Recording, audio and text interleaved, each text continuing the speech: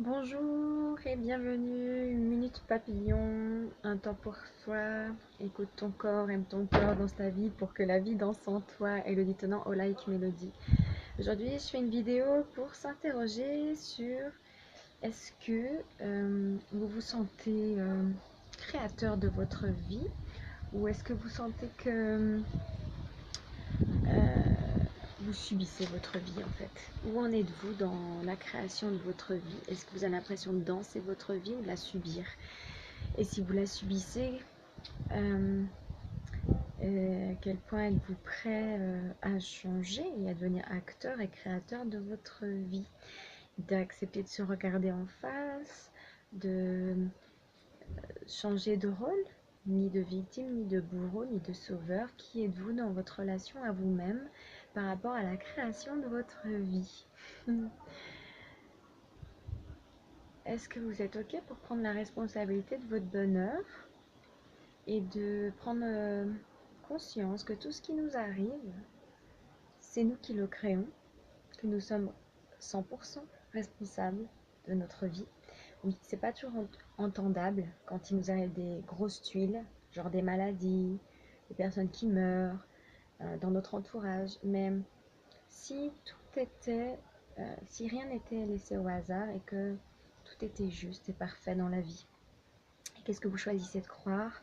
Et si c'était dans notre inconscient que tout se jouait et que notre job dans notre vie était de se libérer de nos croyances limitantes et de les faire apparaître en fait pour que notre vie devienne de plus en plus fluide, joyeuse, avec une aisance totale.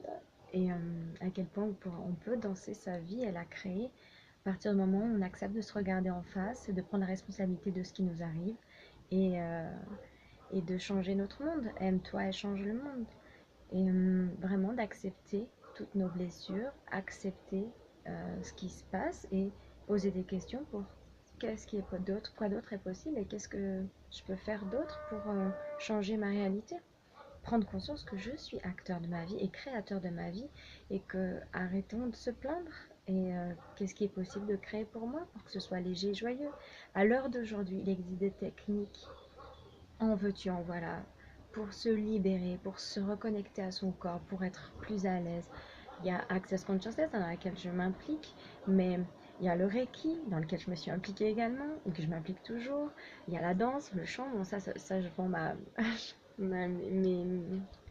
mes outils, mais il y a aussi le Theta Healing, il y a aussi l'hypnose, il y a aussi le FT, il y a plein de techniques à l'heure d'aujourd'hui pour qu'on aille bien et qui sont accessibles à tout le monde. Donc, sortons de la victimisation,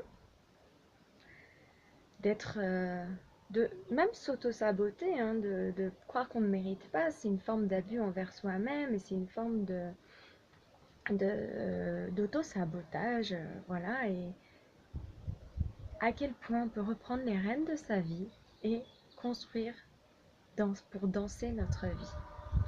On a tous cette capacité en nous, il suffit de le choisir et d'y croire. Est-ce que vous êtes prêt à choisir, à y croire?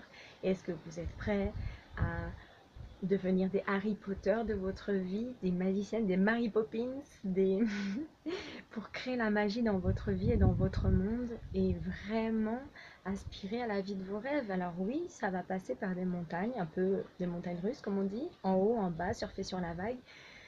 Et c'est avoir le courage de se regarder en face et de se choisir et ne pas se cacher derrière les conditionnements, derrière ce qu'on a appris, derrière c'est comme ça qu'on me voit, je ne vais pas changer, mais moi, est-ce que ça me correspond? Voilà, c'est oser être et baisser nos barrières et oser notre vulnérabilité. Voilà. Vraiment, est-ce que tu es prêt à te regarder en face? Est-ce que tu es prêt à changer de rôle? Ne plus être la victime de ta vie, ne plus subir ta vie, mais la créer. Arrêtons d'être l'esclave de nous-mêmes en fait. Regardez bien ce qui se passe et regardons bien ce qui se passe. En s'auto-sabotant, ne croyant pas en nous, en n'osant pas faire, non seulement on s'empêche de vivre, mais on devient notre propre esclave, notre bourreau, esclave, victime, tout se mélange en nous. Nous sommes nous-mêmes cet être-là.